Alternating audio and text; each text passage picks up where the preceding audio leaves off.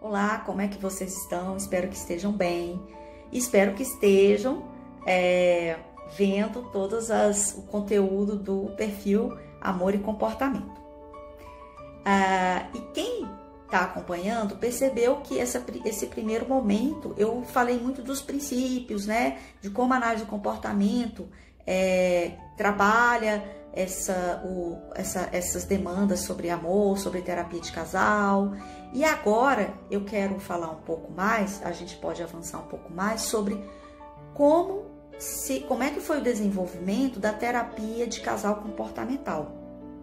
E que recursos temos aí, né, para utilizar nos atendimentos com os casais. Então, tal como a terapia comportamental geral, a terapia de casal, ela também sofreu a influência de 3 movimentos, né, de 3 ondas ou 3 gerações. Então, ela obtém, existem recursos que podemos utilizar a partir desses 3 movimentos. E aí, então, o primeiro movimento, a primeira onda, ela é baseada na terapia aplicada, né? Na terapia comportamental aplicada. O que significa isso? Que a gente vai observar os comportamentos públicos e quantificá-los. E a ideia é mudar, é controlar as contingências, modificá-las, né?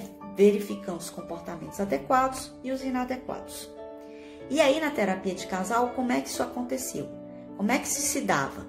Em primeiro lugar, o terapeuta ele ensinava técnicas no consultório para o casal e eles aplicavam em casa. Inclusive, usavam-se modelos de fichas, ou seja, se, por exemplo, um deles fizesse as tarefas domésticas, o outro poderia fornecer fichas, né, como reforço arbitrário, e ele poderia trocar essas fichas, por exemplo, por sexo ou por uma saída, alguma coisa nesse sentido. Com o tempo, foi-se observando que existiam algumas limitações. Por quê? Porque nem sempre os casais estão prontos para fazer um contrato tão amigável, tão certinho, e que eles vão o tempo todo cumprir esse contrato.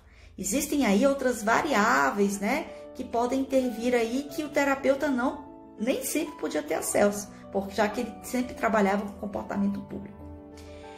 Bem, aí surge uma segunda onda, que é a influência do cognitivismo na terapia analítico-comportamental.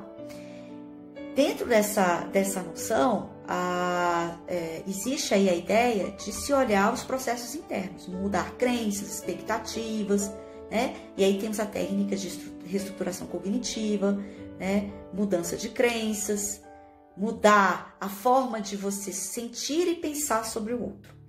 Dentro da terapia de casal, como é que era isso feito? Como é que isso era feito? O terapeuta ia mudando as crenças e distorções de cada um deles.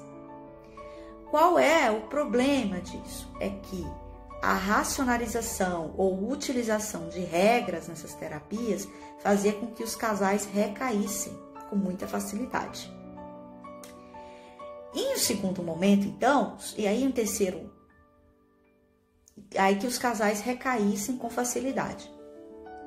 Isso levou 2 autores e 2 pesquisadores muito importantes, que é o Jacobson e Christensen, a avaliarem se realmente a terapia cognitivo-comportamental, que foi a junção dessas técnicas com os procedimentos operantes, se realmente isso produzia um efeito positivo. E eles viram que esse efeito não era tão positivo assim.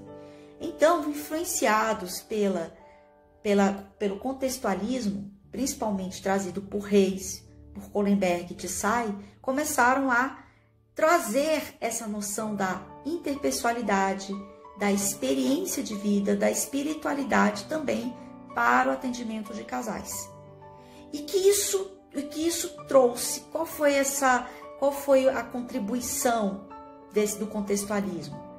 A contribuição foi considerar que existe aí uma relação interpessoal entre esse casal e que a empatia, a validação, a intimidade, a aceitação e tolerância eram necessárias para que a pessoa pudesse conviver uma com a outra. Nesse sentido, qual é a diferença, por exemplo, da primeira e da segunda geração? É que há uma inversão, ou seja, você primeiro olha para o seu comportamento. Primeiro, você precisa verificar o que você precisa mudar em si e o que precisa aceitar no outro. Nem tudo pode ser mudado no outro, existem limitações. E por isso que a empatia, a tolerância, ela é importante. Para que você possa realmente ter uma relação mais de igualdade, uma relação em que o outro também receba reforços e não simplesmente mude o comportamento. É aquela noção que até eu já falei no vídeo anterior, né? Sobre um amor ágape, né? O outro estar bem também vai reforçar o meu comportamento.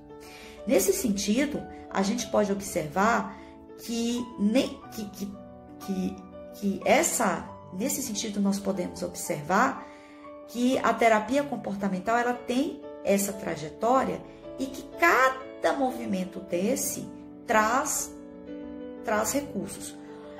A depender de como você trabalha o casal, a depender da sua experiência, a depender do momento daquele casal, da personalidade de cada um, ou seja, do repertório que cada um traz para a sessão, você pode utilizar qualquer recurso dessas três ondas.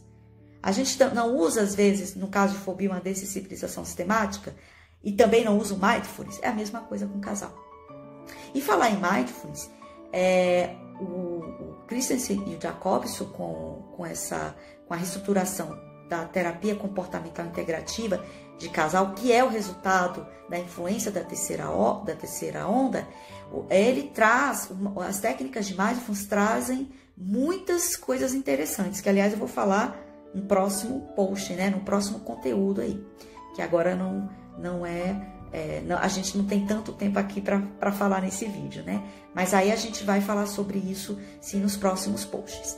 Então, qual é o recado que eu quis dar para vocês? Que a terapia comportamental de casal, ela tem recursos que vêm de um desenvolvimento histórico, desde a primeira geração até o momento atual.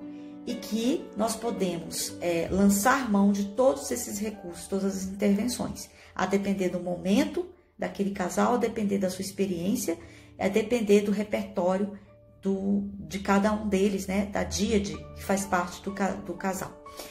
E que a gente pode, com isso, favorecer muito bem todos esses atendimentos, todos esses clientes, né? E trazer o melhor que a terapia comportamental de casal, junto com a análise experimental do comportamento e behaviorismo radical e ao contextualismo, né? E as novas terapias contextuais, trazer algo diferente, inovador e de satisfação para os nossos clientes aí, para os nossos atendimentos com os nossos clientes casais, tá certo? E para que vocês possam aprofundar esse tema, não deixem de ler a referência que eu coloco aqui na descrição, que é o texto do Vandenberg, de 2006, em que ele fala sobre justamente essa trajetória, sobre o que eu falei aqui nesse vídeo, tá certo? Então, até a próxima e não deixe de ir no perfil Amor e Comportamento.